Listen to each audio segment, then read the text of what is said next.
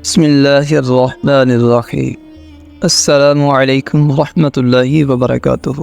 معزز ناظرین کرام، آج ہم اس ویڈیو کے اندر آپ کو ایک ایسا خوبصورت واقعہ سنانے جا رہے ہیں جو کہ ملکہ بلقیس کا واقعہ ہے۔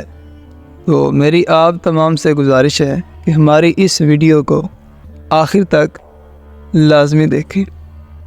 آج سے ہزاروں سال قبل جزیرہ عرب کے جنوبی علاقوں میں یمن کے گرد و نواح میں ایک شہر آباد تھا جسے سبا کہتے تھے، اور وہاں آباد لوگوں کو قوم سبا کہہ کر پکارا جاتا تھا۔ یہاں کے لوگ نہایت ہی نعمتوں اور راحتوں میں تھے۔ ہر طرف لہلہاتی فصلیں اور پھل سے لدے درخت موجود تھے، مگر یہ قوم شرک میں مبتلا تھی اور سورج کی پوجا کیا کرتی تھی، یعنی کہ یہ سورج کو پوجتے تھے۔ جب وہاں کے بادشاہ شرجیل بن مالک کی موت ہوئی، اس کی بیٹی بلقیس نے حکومت کی بھاگ دوڑ سنبھالی۔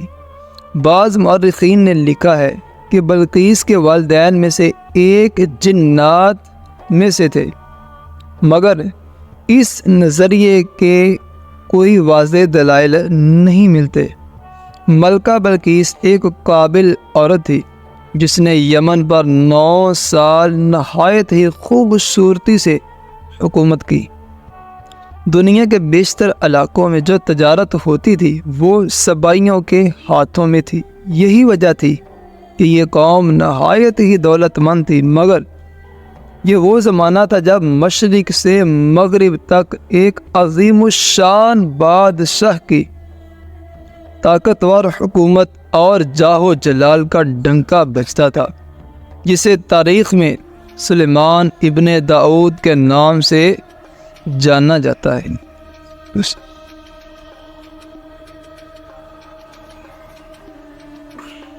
حضرت سلیمان علیہ السلام کی حکومت دنیا کے بیشتر ممالک میں تھی، جس کا دارالخلافہ یروشلم شہر تھا۔ آپ کو جنات، چرند پرند اور جانوروں پر حکمرانی عطا کی گئی تھی۔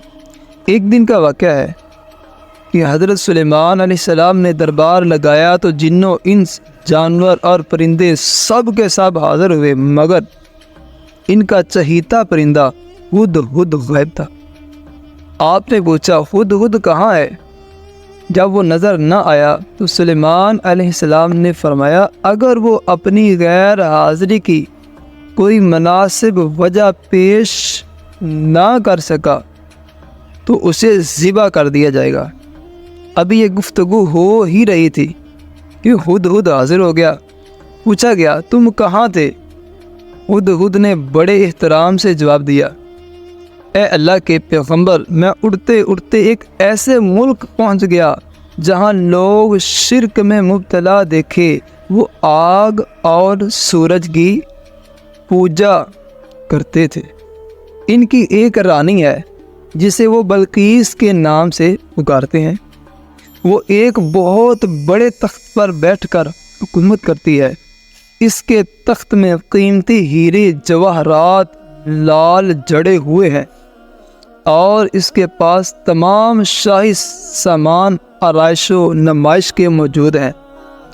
حضرت سلیمان علیہ السلام نے کہا، اگر تمہاری بات سچ ہے تو میرا خط اس ملکہ تک پہنچاؤ تاکہ وہ شرک سے باز آ جائے۔ وہ خط پہنچانے کے بعد وہاں بیٹھ کر سنو کہ وہ کیا رد عمل اختیار کرتی ہے، اور پھر آ کر مجھے خبر دینا۔ حضرت سلیمان علیہ السلام نے خط روانہ کیا، جو کچھ یوں تھا، اللہ کے نام سے شروع جو بڑا مہربان اور رحم فرمانے والا ہے۔ یہ عزت والا خط سلیمان ابن داؤد کی جانب سے ملکہ سبا بلقیس کی طرف روانہ ہوا ہے۔ جو ہدایت کی پیروی کرے اس کے لیے سلامتی ہے۔ مجھ پر غلبہ کی خواہش نہ کرو، میرے مقابلے میں سرکشی اختیار نہ کرو، بلکہ فرما بردار اور موم ہو کر میرے پاس آ جاؤ۔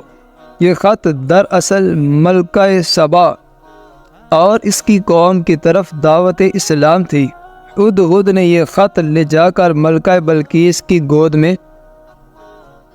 گرا دیا۔ ملکہ کے دربار میں اس وقت 300 کے قریب سردار بیٹھے ہوئے تھے۔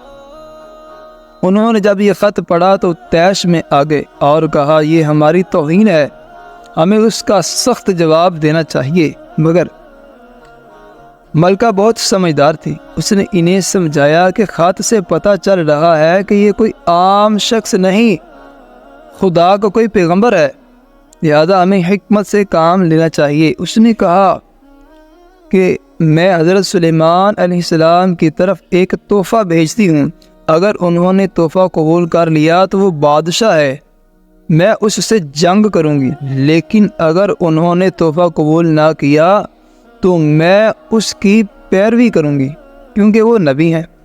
ہدہد یہ ساری گفتگو سن رہا تھا۔ اس نے آ کر حضرت سلیمان علیہ السلام کو ساری بات بتا دی۔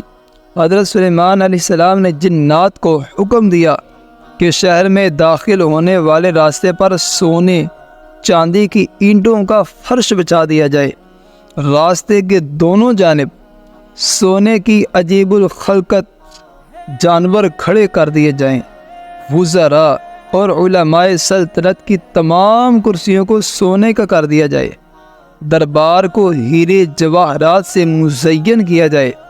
ادھر بلقیس نے حضرت سلیمان علیہ السلام کے لیے تحائف روانہ کیے، جن میں سونے کی اینٹیں، جواہرات، غلام، کنیزیں اور ملکہ کا ایک خط بھی تھا۔ جب یہ تمام تحائف لے کر قاصد حضرت سلیمان علیہ السلام کے دربار میں پہنچے اور انہوں نے یہ سب دیکھا تو وہ شرمندہ ہوئے۔ حضرت سلیمان علیہ السلام نے ملکہ کے قاصدوں سے کہا کیا تم لوگ مال سے میری مدد کرنا چاہتے ہو؟ مگر دیکھ لو، جو کچھ اللہ نے مجھے دے رکھا ہے وہ اس سے بھی زیادہ ہے جو تمہیں دیا ہے، لہذا تمہارا تحفہ تمہیں مبارک ہو۔ اب تم اپنے تحائف کے ساتھ واپس جاؤ اور اپنی ملکہ سے کہنا کہ ہمارا انتظار کرے، ہم ایک زبردست لشکر لے کر آئیں گے۔ جب یہ خبر ملکہ بلقیس کو پہنچی تو وہ سمجھ گئی کہ واقعی یہ اللہ کے نبی ہیں، لہذا اس نے جنگ کے بجائے حضرت سلیمان علیہ السلام کے دربار میں حاضر ہو کر اپنی اطاعت کا یقین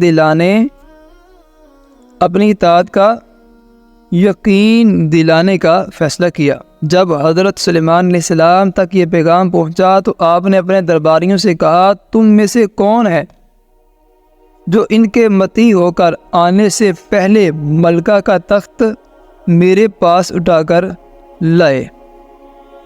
ایک دیو ہیکل جن نے کہا آپ کے دربار کو برخاست کرنے سے پہلے میں اسے لا سکتا ہوں، میں اس کام کی پوری قوت رکھتا ہوں اور امانت دار بھی ہوں۔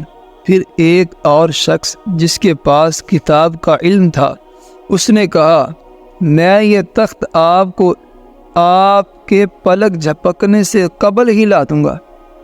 پھر حضرت سلیمان علیہ السلام نے اس تخت کو اپنے پاس رکھا ہوا دیکھا تو پکار اٹھے ھذا من فضل ربی، یہ میرے رب کا فضل ہے تاکہ وہ مجھے آزمائے کہ میں شکر کرتا ہوں یا کہ نہ شکری، اور جو شکر کرتا ہے تو اس کا شکر اس کے اپنے ہی لیے مفید ہے، اور اگر کوئی ناشکری کرے تو میرا پروردگار بے نیاز ہے اور اپنی ذات میں بزرگوں برتر ہے۔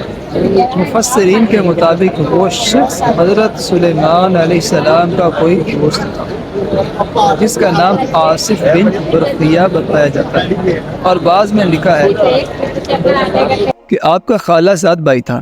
کہا جاتا ہے کہ اس تخت کی لمبائی 80 ہاتھ، عرض 40 ہاتھ اور اونچائی 30 ہاتھ تھی۔ اس میں موتی، سرخ یاقوت سب جڑے ہوئے تھے۔ حضرت سلیمان علیہ